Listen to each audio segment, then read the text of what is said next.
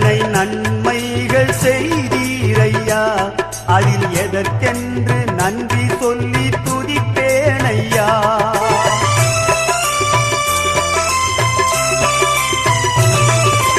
எத்தனை நன்மைகள் செய்தீரையா, அதில் எதற்கு